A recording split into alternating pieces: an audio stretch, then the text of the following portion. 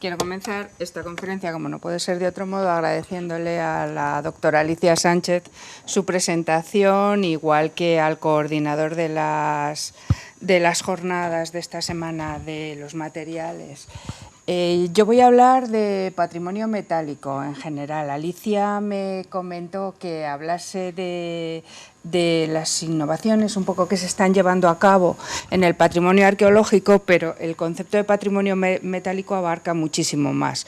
Ahora mismo en el instituto estamos trabajando con piezas de ámbito arqueológico como debe ser, pero también por la ley de patrimonio tenemos que hacernos cargos de otro tipo de metales que ya tienen más de 100 años y entran a formar parte de todo ese compendio. Ahora mismo estamos con un proyecto sobre la recuperación del submarino de Isaac Peral y con un avión Dornier, así sin contar con todas las infraestructuras de patrimonio industrial, etcétera.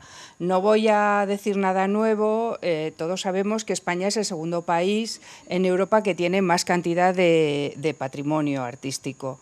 Los recursos son limitados, los recursos públicos para su conservación son los que son limitados. Y cada año vamos acrecentando el patrimonio de una manera a la que difícilmente podemos seguir con su conservación. El patrimonio metálico, los metales, además, son dentro de los materiales del arte quizás los más inestables. Tanto los que se encuentran en contextos arqueológicos, que tienen unas alteraciones muy graves porque los metales son muy reactivos, como los que se encuentran en ámbitos urbanos, toda la escultura urbana, los elementos arquitectónicos, etcétera, reaccionan con muchísima facilidad con los elementos medioambientales, se combinan con ellos y provocan lo que genéricamente se denomina la corrosión. La velocidad de corrosión influye en función del tipo de ambiente en el que nos encontremos. Resumiendo, actualmente todo tipo de materiales, tanto los enterrados como los subacuáticos, como los que están expuestos al exterior, tienen una velocidad de corrosión que exponencialmente ha aumentado muchísimo en el último siglo por los problemas de la contaminación urbana, que no solamente afecta ya a la zona atmosférica, sino que está también contaminando aguas, está contaminando tierra, etcétera. Lo que hace que los metales, sin duda, se vuelvan muchísimo más reactivos. Hay un profesor en la Universidad de la Sorbona de París que se llama Régis Bertholon, que se hizo hace unos años esta pregunta relacionada con los metales de aspecto arqueológico, sobre todo. ¿Cuál es la superficie original de los metales? Los criterios y la deontología profesional de la conservación, de la restauración, hace que tengamos que, en el proceso de trabajo, tengamos que recuperar las superficies originales, acercarnos más a la superficie, al aspecto que tenía originariamente las piezas. En el caso de los metales arqueológicos, eso es una entelequia, es absolutamente imposible. Los procesos corrosivos han transformado las superficies de tal manera que no vamos a recuperar esa superficie nunca, con lo cual, ¿en qué superficie nos quedamos? Cada intervención es un acto de reinterpretar de alguna manera en ese momento y con toda esa metodología que tenemos en ese momento, de interpretar y de crear una nueva superficie muchísimo más grave en el caso de los metales, ¿no? Este es un proceso de corrosión, uno de los más graves con los que nos encontramos, que son las picaduras por cloruros, es la enfermedad del bronce, que se caracteriza porque aparecen esos pequeños puntos con sales de cloro, y en este caso es una aleación de base cobre, será un bronce, un latón, etcétera, y forma esos cloruros que son unas picaduras, son horadantes, van hacia el exterior. Los cloruros, las sales de cloro, se combinan con el medio ambiente, con la humedad medioambiental, forman la precipitación de ácido clorhídrico y el ácido clorhídrico entra en contacto con todas las nubes de átomos, la nube atómica de los átomos metálicos y los vuelve a transformar en sales y así sucesivamente hasta su eliminación. La labor de un restaurador es estabilizar ese proceso y ralentizar que la corrosión siga aumentando, porque realmente no podemos detener los procesos de corrosión. Y esto es un poco la pregunta que se hacía Regis Bertolón y que nos hacemos todos los profesionales que trabajamos con patrimonio metálico sobre cuál es la superficie a recuperar, ¿no? La primera diapositiva, el primer cuadro que ven en verde, es como llegó el objeto al laboratorio, un objeto que venía de un contexto arqueológico, cómo en el propio proceso de alteración algunas capas de corrosión saltan y cómo la superficie al final, después del tratamiento, se queda reinterpretada en una capa, que es una capa que denominamos pátina noble, que es una pátina de óxido de cobre, de cuprita, que es muy estable ante el medio, pero que no se parece ni al original, que seguramente tenía un aspecto muchísimo más metálico, muchísimo más dorado, ni a la transformación que ha sufrido en el proceso de enterramiento, que ha provocado que haya una serie de elementos que son inestables, que afectan la estabilidad del núcleo metálico y que por tanto hay que transformar. Pues eso es el punto de partida con el que nos enfrentamos. Hay otro tipo de elementos, como los que están expuestos al exterior, en ambientes urbanos que suelen estar muy contaminados, que la transformación de los sustratos metálicos con el medio es un poco diferente, pero también modifica las pátinas originales. Todos los metales terminan patinados, salen patinados de una fundición. Salen patinados porque es un requisito indispensable para homogeneizarlos y que no se vean pues, los defectos de soldaduras, las partes en las que se funden, etc. Y también con el ánimo de hacerlos mucho más resistentes ante el medio, ¿no? En este caso específico, hablamos de las esculturas de la entrada del Museo Arqueológico Nacional, que han sido recientemente intervenidas. Están en el centro de Madrid, en la calle Serrano, con una afluencia de vehículos de 60 vehículos al minuto, y eso sobre las 11, ni siquiera en hora punta. Tiene otra serie de problemas, de vibraciones, porque la parte de debajo está horadada por el metro, por el tren de cercanías, etcétera, y eso hace que los elementos vibren y tiene un índice de contaminación elevadísimo. Dentro de la metodología de restauración, los criterios de actuación, todos los códigos deontológicos de nuestra profesión tienen establecido, por medio de una serie, primero de normativas legales y segundo de cartas de criterios, que son recomendaciones, los pasos que hay que seguir a la hora de una intervención. Uno de los primeros pasos, después del de los estudios históricos, artísticos, la cronología, etcétera, es la aplicación de una serie de baterías analíticas que ya viene recogido en las primeras cartas de criterios, hacen mucha incidencia en los años 70 en Roma, con la Carta de Roma y demás.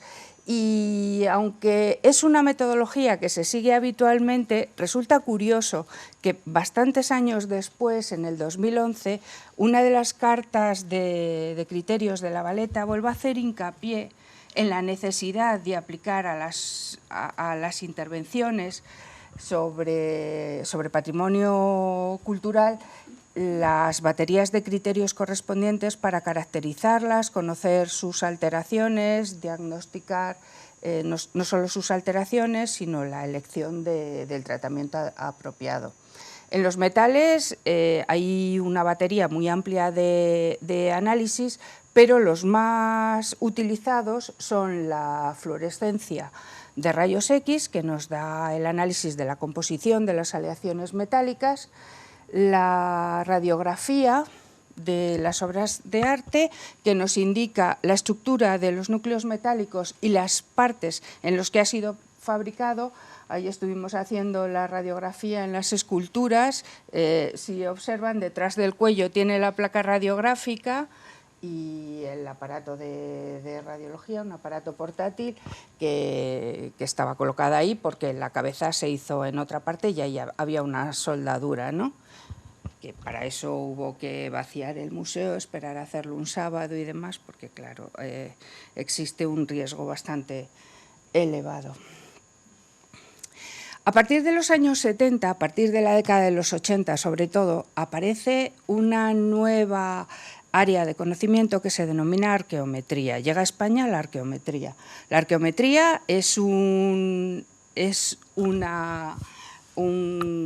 a ver, ¿qué es la arqueometría?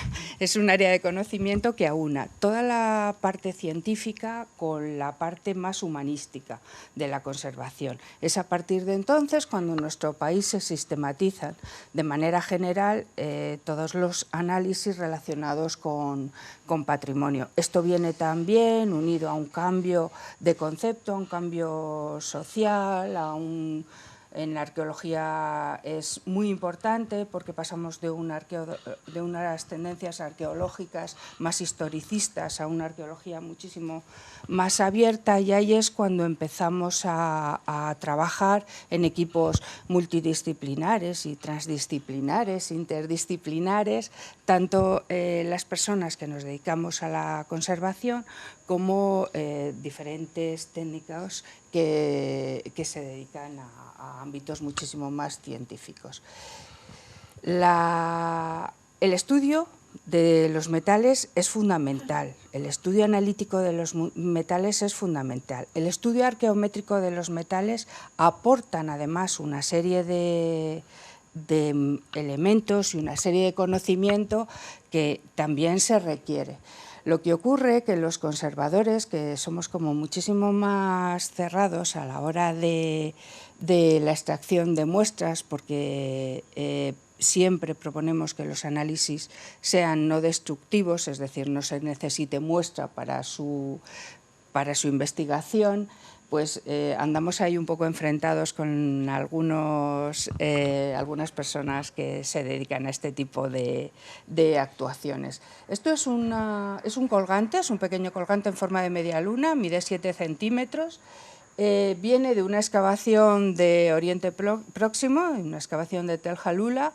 Es una pieza de cobre que se usaba como un collar, como una especie de amuleto de protección, y tiene una cronología aproximada del siglo VII a.C. El siglo VII a.C. es una de las primeras piezas transformadas metalúrgicamente por los humanos, o sea, es una pieza de patrimonio de la humanidad. Tiene 7 centímetros, así. Los cortes que aparecen son los cortes que se han realizado para identificar las trazas y poder ver si había algún tipo de comercio en aquella época o de dónde provenía y tal. Como los estudios en ese ámbito son muy escasos, pues no se pudo ver absolutamente nada, no se ha podido sacar nada. Aquí observamos en la parte de la izquierda que trataron con un torno de sacar un resto de muestra, pero como estaba completamente mineralizada, taladraron toda la pieza sin poder obtener nada. En la otra parte, en la parte del extremo derecha, ahí sí que encontraron ya material, y como encontraron material, pues hicieron un corte con una radial para extraer una pieza, un fragmento original. Esta pieza mide 7 centímetros, repito, esta pieza es patrimonio de la humanidad. Yo creo que Nueva Zelanda se ha quedado sin su trozo o algo así, en proporción, ¿no?, por lo que hemos quitado. Los conservadores somos partidarios de que las piezas no se toquen, se analicen con técnicas no destructivas y se posponga todo ese conocimiento a que la evolución de otras técnicas avance y podamos determinarlo sin necesidad de eliminar una parte pues fundamental. en este ámbito. A ver, siguiente. Otra de las cosas que realizamos a la hora de las intervenciones es establecer ámbitos de actuación. Hasta ahora, además del patrimonio físico, por así decirlo, además del contexto del sustrato metálico, hay elementos que están asociados a uso, como todos los elementos religiosos, todas las custodias, etcétera, dentro del patrimonio metálico, y otros de los elementos que están asociados también a su utilización son las campanas, que tienen una connotación de patrimonio inmaterial, de aspecto inmaterial en cuanto a un oficio que se está perdiendo, el de campanero, en cuanto a unos recursos sonoros que forman también parte del elenco cultural que todos tenemos y demás. Tradicionalmente se han estado tratando, las campanas se agrietan todas, al final todas se agrietan por una cuestión de vibración, por una cuestión de que el badajo, que suele ser de hierro, va impactando por el interior contra el vaso de las campanas. El badajo, cada vez que impacta, hace un trabajo de forjado, se va endureciendo, y al irse endureciendo va debilitando, va deformando esa parte del área de las campanas, hasta que al final termina agrietando la aleación, que suelen ser aleaciones de un cobre y zinc con unas proporciones muy determinadas, que son las que garantizan la sonoridad de esas piezas.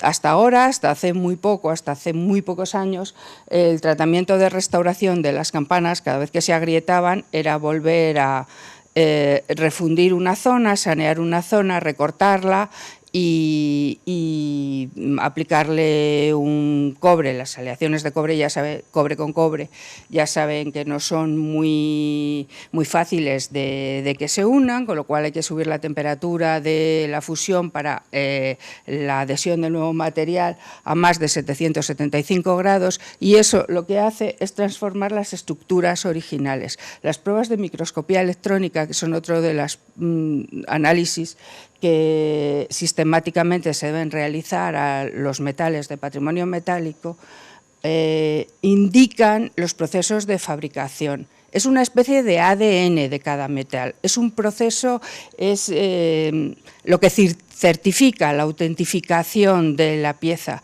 Si nosotros modificamos por tratamientos térmicos esa microestructura, vamos a conseguir perder parte vital de la información, parte de su tecnología y parte de su estructura y datos que de otra manera no vamos a poder recuperar.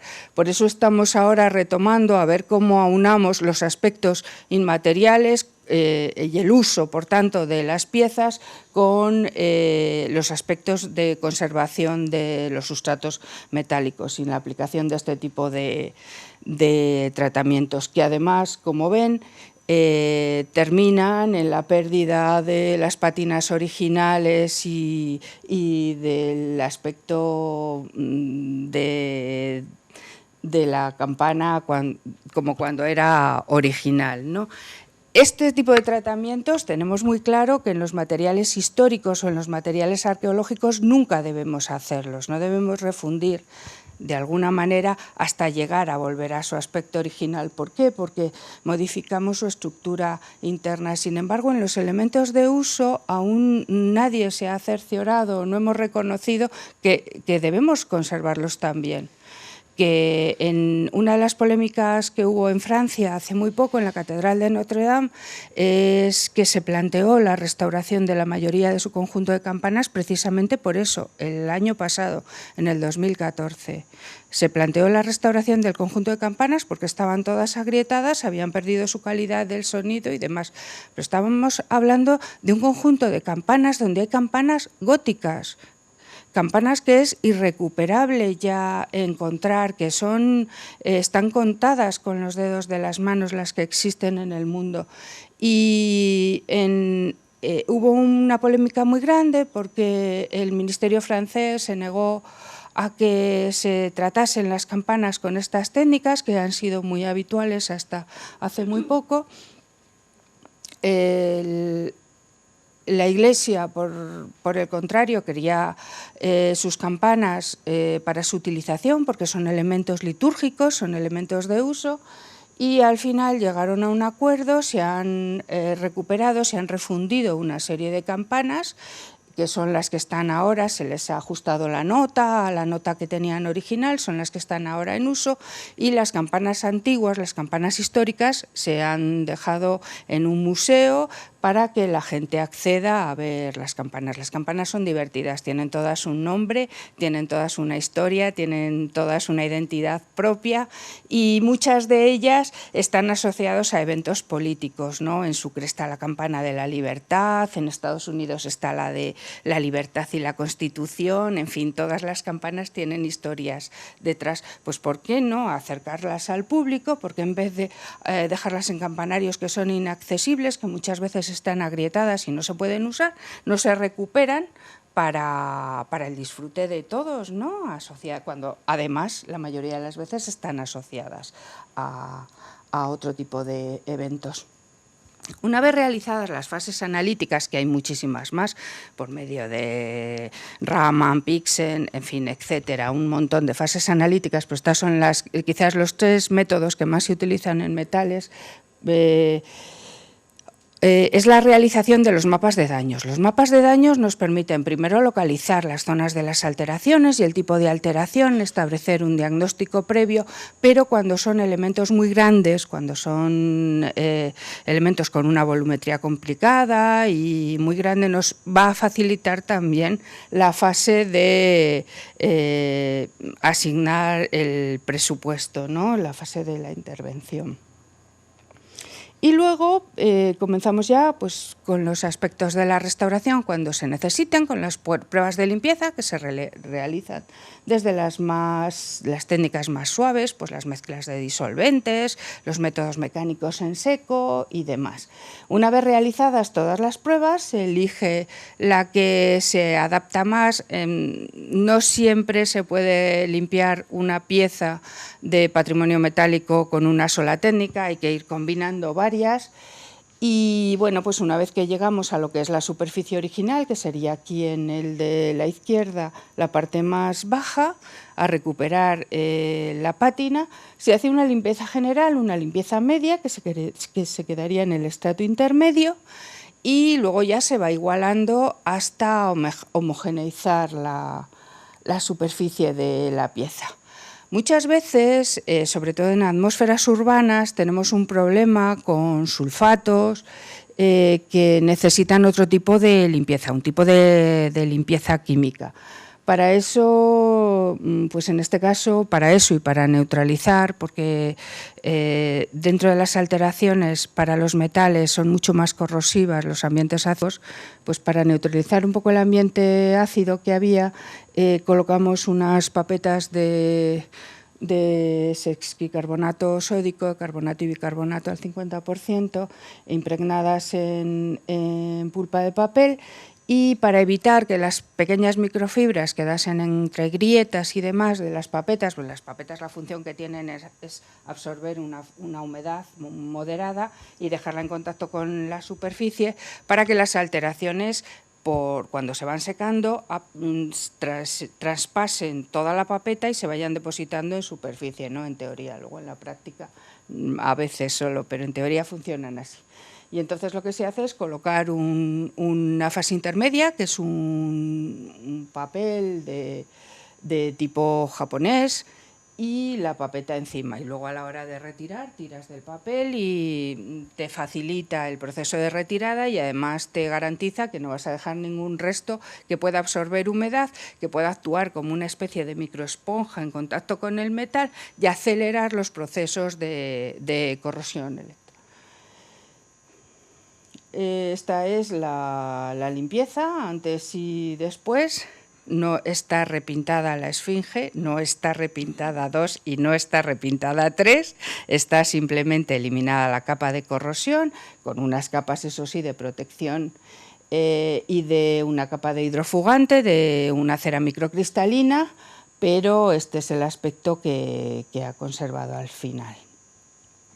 Otro de los proyectos que estamos llevando a cabo desde el Instituto es la conservación de las monedas recuperadas de la fragata de Nuestra Señora de la Mercedes, el famoso caso Odisea Internacional y demás.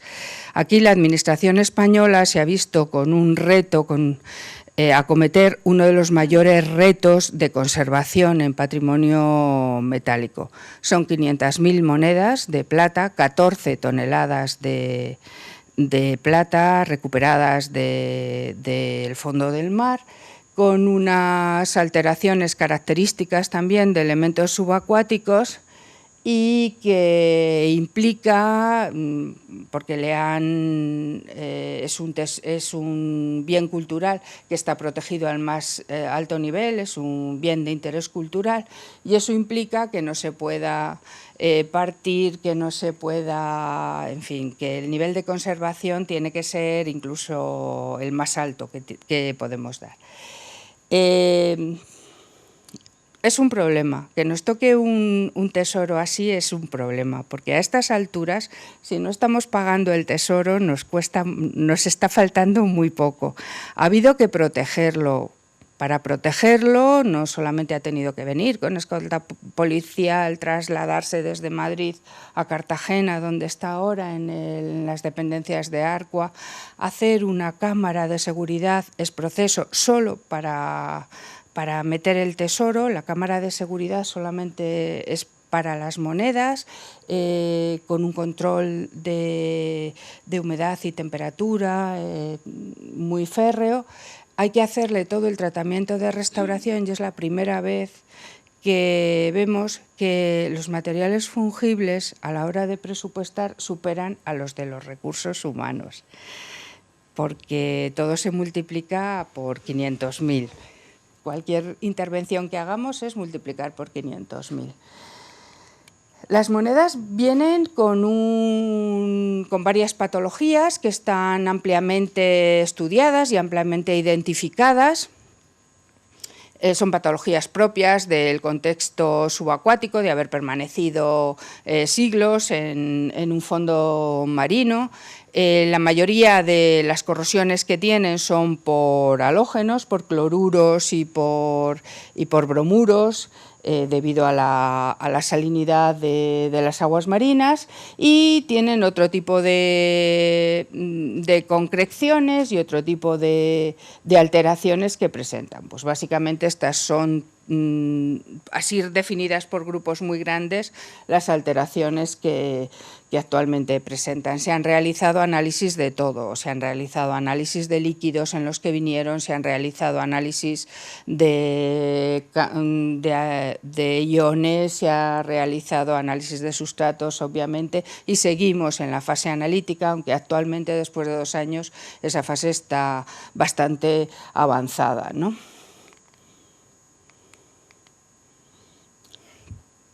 Presentan sobre todo cristalizaciones debidas a las sales, y el problema de que los cristales, de que las sales estén incluidas dentro del sustrato metálico, hace que vayan creciendo. Esas sales van creciendo, cuando crecen rompen las costras y se llevan también parte de las superficies originales. Por un proceso de enriquecimiento superficial, que no vamos a hablar ahora, pues hay una capita de plata que salta, las monedas están concrecionadas entre sí, cuando con ligeros movimientos se rompen y demás. Total. Aparte de eso, estaba incidiendo muchísimo la acidez en alguno de los cubos, el pH del líquido de donde vinieron, y el índice era pues un pH 5,5, un ácido muy virulento. Se estimaba que la velocidad de corrosión era aproximadamente de 1 milímetro anual, y estamos hablando de unas monedas que tienen un grosor de 1 milímetro, con lo cual la alteración es muy virulenta, es muy rápida y es irreversible. Como medida previa, antes de la restauración, se restauraron 44.000 para las diferentes exposiciones temporales, como la que acabamos de ver, que es la del arqueológico, que van a ser exposiciones que se van a llevar a varios puntos del país, y en vez de seguir con el proceso de restauración, puesto que las monedas son de una tipología, están muy estudiadas, son piezas seriadas, vienen de una ceca determinada, sabemos el año, sabemos las variantes y demás, no tiene ningún sentido seguir ahondando en su restauración. Más que nada porque no tenemos recursos económicos ni humanos para acceder a este tipo de restauración. Y lo que estamos tratando de hacer es estabilizarlas, es desalarlas, secarlas y almacenarlas para que luego con proyectos de investigación, con contratos temporales y tal, restaurándose poco a poco. El proceso que estamos haciendo ahora es caracterizar primero todos los líquidos, determinar, hacer unas fases de actuación a las que están más alteradas. Las monedas vinieron desde Estados Unidos en aquellos cubos que vemos en la parte de arriba. Esos cubos son los que en su mayoría están reaccionando y se están volviendo muy ácido el líquido, y hay una concentración de iones de cobre muy elevada, lo que da idea del proceso de alteración de las monedas. Se sacan de los cubos, se pesan y luego se colocan en cajas de manera ordenada. Todas esas cajas que ven abajo son las monedas de un solo cubo. Hay 573 cubos. Se colocan de una manera ordenada y luego se meten en los tanques de desalación que tienen las instalaciones de Arquatec, que es la parte técnica del Museo Arqueológico de Arqueología Subacuática de Cartagena. Ahí están desalándose, tienen varios baños, es un proceso de desalación por baños intensivos, y una vez desaladas, bueno, la medición es constante de los baños, de la conductividad que tienen los baños, etcétera, hasta que se estabilizan, y una vez desaladas se secan, se embalan de manera unitaria y se colocan en la cámara. Como la cámara de seguridad donde van a ir destinadas las monedas, que está ya con los compactus y con todo, no se ha terminado de estabilizar, estamos almacenándolas de esta forma, que es una manera transitoria, pero irán en bandejeros y en su cámara de seguridad y tal. Ahora mismo están en la del Arqua, que es esta que tiene la puerta esta de aquí, ese es el interior, este es el exterior, con unos controles férreos de humedad y temperatura, porque si la humedad baja del 40% es cuando se producen las corrosiones en los metales, los procesos de corrosión. Y en cuanto a la conservación y restauración, uno de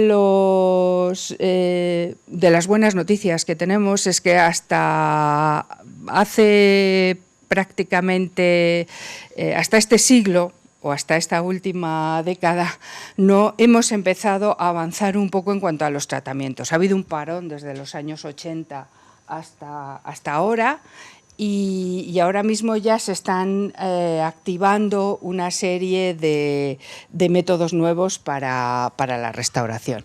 Este es un método por fluidos subcríticos, un método que apareció hace 6 años, que el problema sirve sobre todo para desalación de los hierros, que es uno de los grandes problemas que tenemos.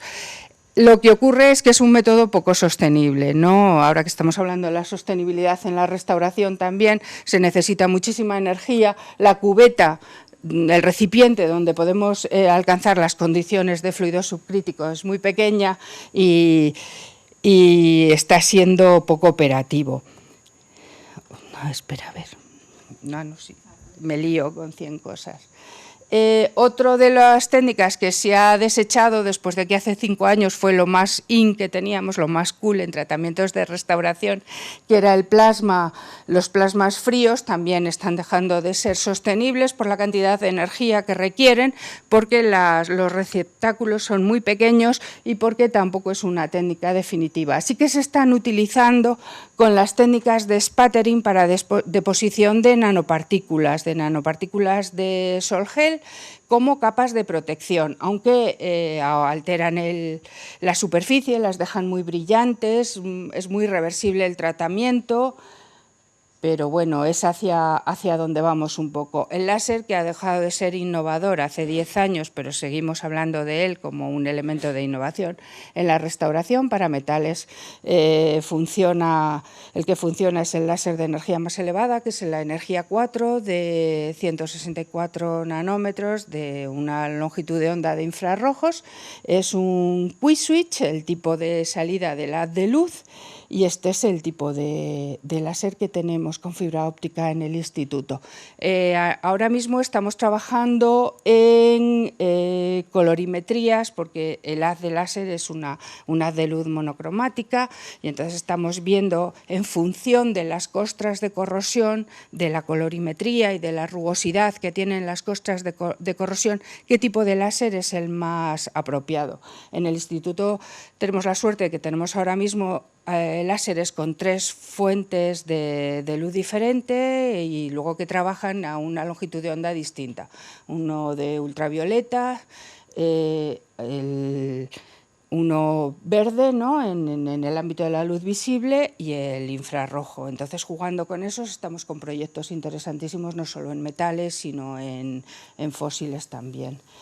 El láser sirve cuando otros métodos no sirven. Aquí teníamos unas deposiciones en unas cuentas de collar que son muy pequeñas. Teníamos unas deposiciones de un carbonato de cobre, de una malaquita, que con una dureza extraordinaria.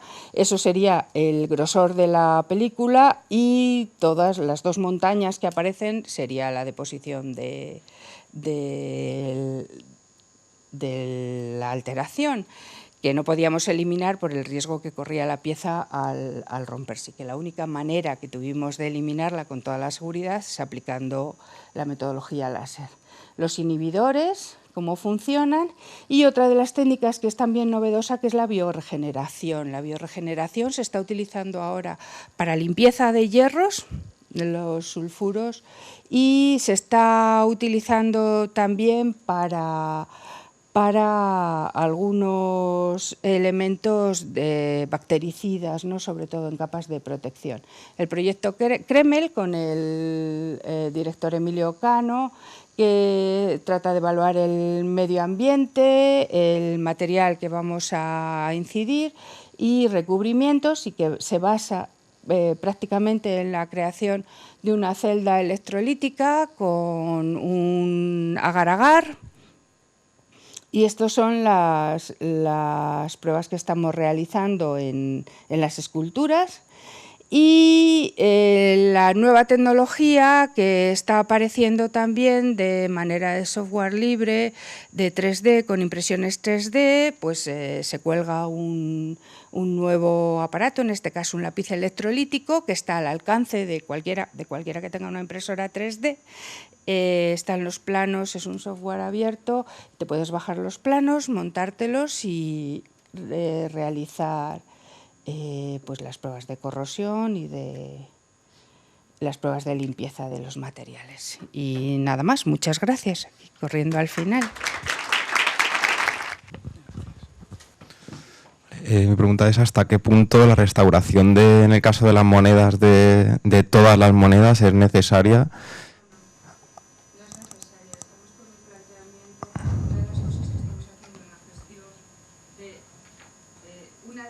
Que estamos haciendo en la gestión de la conservación de las monedas ha sido restaurar las de las exposiciones, que son 44.000 solamente, y con las demás estamos haciendo tratamientos de estabilización, porque están inestables esencialmente, pero no nos hemos planteado restaurarlas. Vamos, no sé, está estimado en unos 10 millones de euros y 10 años de trabajo, así para empezar. Vale. Así. Mucho trabajo para los restauradores, pero hay muchos años. No nos hemos planteado, nos estamos planteando estabilizarlos, que ya es bastante. Vale. Calculen que estabilizar 25.000, que es nada, en comparación al volumen tan ingente, pues se ha hecho hace poco con un contrato menor y vamos muy ajustados, y un contrato menor son 18.000 euros. Multipliquen 25.000 por 18.000 por 500.000. imposible, no podemos asumir su restauración. Además no tiene ningún sentido porque están absolutamente estudiadas, son materiales seriados, son piezas numismáticas, tienen un peso, tienen una inscripción, o sea, conocemos todo de esas monedas. Y otra pregunta, ¿la restauración se lleva a cabo por empresas subcontratadas por la administración o son personas contratadas directamente por...? No, empresas. Son empresas públicas que concurren a los criterios de... Esto aparece en el boletín y concurren todas las empresas. Y también de oficio nos toca hacer algunas. O sea, estamos trabajando a la par. Es la primera vez que un país se enfrenta a la conservación de un elemento patrimonial de estas dimensiones. Nunca en la historia de la humanidad que conozcamos ningún país se ha enfrentado a un volumen tan ingente de piezas. Así que estamos probando todos. Vale, gracias. Había otra persona que quería preguntar. Sí, gracias. Soy David Bastidas del CENIM. En primer lugar, solo agradecerte la amplia panorámica que nos has dado de la conservación del patrimonio. Tenía una cuestión relacionada con, también en esta misma línea de las monedas de la fragata Mercedes. ¿Cómo se realizó lo que es la conservación, la restauración de las caras originales? Y luego si se están utilizando inhibidores en Cartagena para poder conservarlas. Y si se van a conservar en solución o ambiental. No, las monedas siguen en las mismas disoluciones que vinieron, excepto las 44.000 que se han estabilizado, se han restaurado, se han dejado con el aspecto que tenían en origen. El resto, la mayoría siguen en las disoluciones en las que vinieron. Siguen en los cubos y siguen sumergidas. El problema es que a esos cubos que se les está obviamente haciendo análisis sistemáticos, se ha detectado que el agua se está acidificando y se está acidificando mucho y hay mucha concentración de iones de cobre. Eso quiere decir que las monedas están sufriendo un proceso de alteración endógeno muy fuerte y que hay que pararlo porque es la obligación de pararlo y de conservar en las mejores condiciones. El proceso que estamos aplicando es el de baños intensivos, es el de secado, un embalaje con material tampón, embalamos cada una en una bolsa que está microperforada y luego se añade gel de sílice y un absorbente de sulfuro y se cierra todo en una bolsa, se vuelve a meter en esos cubos que están limpios ya y secos porque tienen una hermeticidad muy buena y porque es absurdo gastar más dinero en buscar otro tipo de recipientes cuando dentro de nada van a ir a la cámara de seguridad que se ha hecho es proceso para tener las monedas en bandejeros. Entonces lo que estamos haciendo ahora mismo es el proceso de estabilización y de secado. Inhibidores, pues es que no nos los estamos planteando los inhibidores porque no estamos haciendo tratamiento de restauración. Estamos inhibiendo lo del embalaje simplemente. Solamente voy a dar un dato. Este proyecto que va a salir ahora son la estabilización de 150.000 monedas. Solamente las etiquetas, que van a ser unos códigos de QR pequeñitos, con todos los datos documentales y tal que por ley tienen que tener, solamente las etiquetas que sean plásticos estables, que no se rocen, que no se eliminen la tinta, son a 0,10 céntimos cada etiqueta. Si multiplicamos por 150.000 son 15.000 euros solo para etiquetar menos de un tercio de las monedas que tenemos que acometer. O sea, es todo así, ad infinitum.